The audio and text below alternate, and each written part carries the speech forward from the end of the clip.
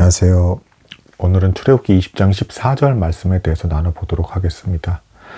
이제 간음하지 말라 이제 이 말씀인데, 이 말씀은 하나님께서 정결하고 거룩한 삶을 사랑하신다라는 것을 이제 보여주는 계명이 되겠습니다.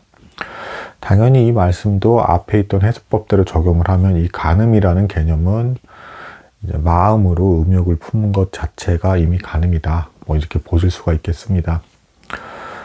근데 이제 이 내용이 이제 물론 이제 이미 전제로 깔려 있는 건 온전히 지킬 수 없다라는 것입니다. 특히 좀 오늘날처럼 대중매체가 이렇게 발전을 하고 지나가는 광고 포스터라든가 각양각색의 영상들이 계속 꾸준히 나오고, 툭 하면 드라마나 이런 것만 보더라도 다 엄청난 이제 외모를 이제 자랑하는 남녀들이 나와서 다 이제 연기를 하게 되잖아요.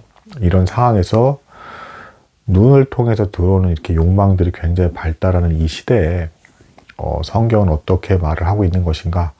사실 이 부분은 오늘 나누는 이 계명은 옛날 사람들이 해석했던 것만 가지고는 이제 답을 내리긴 좀 어렵고, 오늘날 이제 현대 신학과도 좀 맞물려서 좀 이제 보시는 게 조금 더 바람직하다, 이렇게 말씀드릴 수 있을 것 같습니다. 일단은 간음하지 말라 이 계명과 연결되는 부분이 이제 고린도전서 7장에 보면 이제 너희마다 너희들 이제 정욕이 이제 불붙듯이 일어나면 결혼하라라는 게 사도 바울의 얘기가 있어요.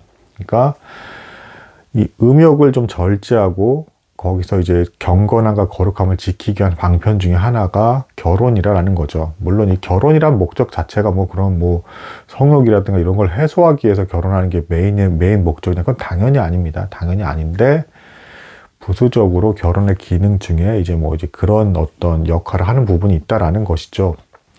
그리고 이제 그 독신의 은사가 여기서 이제 좀 거론돼서 이제 설명으로 나오는 부분이 있는데, 여러분도 아시면 독신의 은사, 이거는 혼자 살아도 괜찮은 사람을 말하는 겁니다. 근데 성경에서도 분명히 얘기하지만 이제 하나님께서 그렇게 허락하신 자만이 이제 가능하다. 생물학적으로 굳이 보자면 유독 성욕이 굉장히 적은 사람이라든가 이성에 대해서 이상하게 관심이 없는 어떤 좀 특이 체질 같은 사람들이 있어요. 이런 사람들 아주 드문 경우들을 제외하고는 대다수는 음욕이 존재할 것이고, 그럴 바에는 이제 차라리 결혼해라 라고 이제 권장을 하는 게 이제 그 성경의 이제 방침입니다. 그런데 또 여기서도 또 이제 좀 약간 묘한 부분이 있습니다. 그렇다면 결혼을 해서 그럼 이제 각자의 배우자만으로만 가지고 이제 만족하는 삶이 이제 그 음욕을 피하는 이제 방편이라 볼 수가 있는 거예요. 하지만 여기서 또 어떤 문제가 발생을 합니까? 이 배우자 간에도 사실은 성욕의 차이가 또 있습니다. 남편이 왕성할 수도 있고 아니면 아내가 왕성할 수도 있는 겁니다. 그래서 이 또 정도의 차이가 존재하고, 여기서 또 조율을 해야 됩니다. 또 조율을 해야 되는 부분은 또 어떤 게 있느냐? 자, 이것도 이제 시대별로 좀 묘한 부분이 있습니다. 이제 무슨 얘기냐면, 예를 들면 옛날에 천주교가 굉장히 발달했던 시기에는 금욕주의적인 것이 굉장히 이제 강조가 되면서, 심지어는 부부 간에도 최대한 정숙하게 성생활을 해라. 참 표현이 묘하긴 한데, 정숙하게 그럼 성생활을 하라라는 게 도대체 기준이 어디까지가 정숙한 거고 어떤 거는 정숙하지 않은가, 이런 거에 대한 굉장히 묘한 부분이 있죠. 그리고 또 현대 신학자들은 또 어떤 또 입장을 취하냐면, 또 이 부부 간의 어떤 그 성생활에 있어서도 옛날 시대에 그렇게 보수적으로 했다 그러면, 또 현대 신학에서는 또 어떤 또 입장이냐면, 최대한 하나님께서 허락하신 선물이기 때문에 자유롭게 이제 성생활을 즐기면서 해소를 하고 문란하게 마음이 다른 대상에게 이제 넘어가는 어떤 음욕의 상태를 벗어나서 최소화하라, 이런 식의 어떤 또 이제 현대 신학 입장에서의 또 가르침이 또 있어요. 그러니까 시대별로 아주 타이트하게 부부의 어떤 그 관계조차도 굉장히 정숙하게 절제하면서 가끔씩 가져라는 식의 어떤 분위기가 있던 사회 시절이 있었고, 오늘날에서는 또 이게 하나님의 선물이기 때문에 최대한 할 수 있는 한 즐겁게 이제 즐겨라.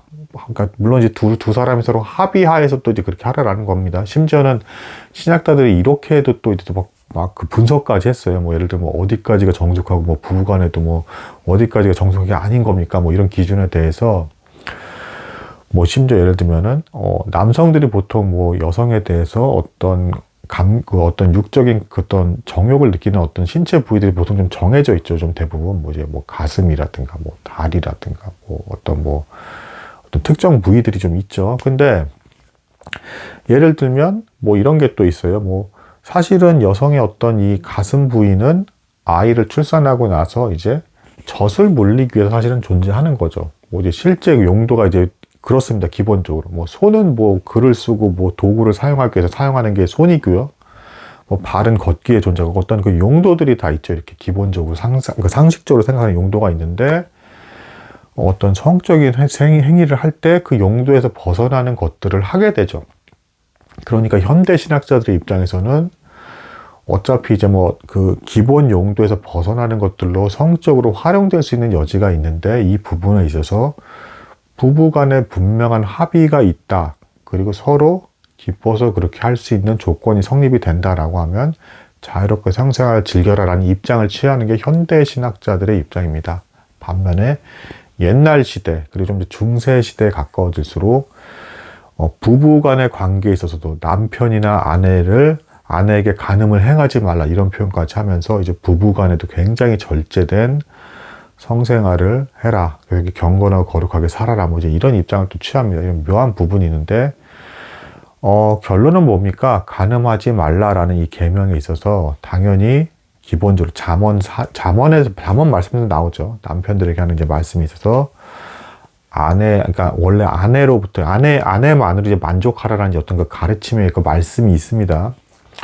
뒤집어서 얘기하면 역시 아내는 남편만 가지고 만족을 해야겠죠. 하지만 이 부분에 대해서 결혼 생활을 했고 모든 것을 뭐 이제 경험해 본 사람들은 어떻습니까? 사실은 이 결혼조차도 사실은 했다 하더라도 뭐 완전히 만족을 주는 게 세상에 어디 있습니까? 자, 사람마다도 편차가 존재하는 맞춰가면서 사는 거죠. 결혼조차도 냉정하게 얘기하면 뭐 생활 습관부터 시작을 해서 뭐 성생활은 뭐 아주 뭐 또 그것도 일부분의 하나고요. 뭐 워낙 뭐 요즘 세상에 그걸 강조하는 듯 하지만 또 일부분 중에 하나고 뭐 여러 가지 뭐 경제관념부터 시작해서 다 결혼조차도 사실은 완전한 해소가 있는 게 아니라 오히려 맞춰가는 걸 경험하고 훈련하는 장이죠. 정확히 얘기를 하자면. 이걸 봤을 때 역시 우리가 깨달을 수 있는 건 뭐 온전히 지킬 수 없다는 건 이제 기본적으로 다 깔려있는 베이스이기도 하고 오히려 이를 통해서 우리가 자족하고 훈련하는 법을 배울 수 있다.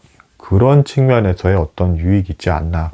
그리고 간음하지 말라라는 계명이 있어서 제가 추가로 조금 더 강조해주고 싶은 내용은 말씀을 보고 기도하면서 이런 경건 생활을 할 때 그런 것들에서 비교적 자유로워지고 또 컨트롤 되어지는 부분들이 있더라. 이건 아마 이제 하나님에 대해서 진지하게 묵상하고 알아가는 사람이라면 공통적으로 경험하는 현상일 겁니다.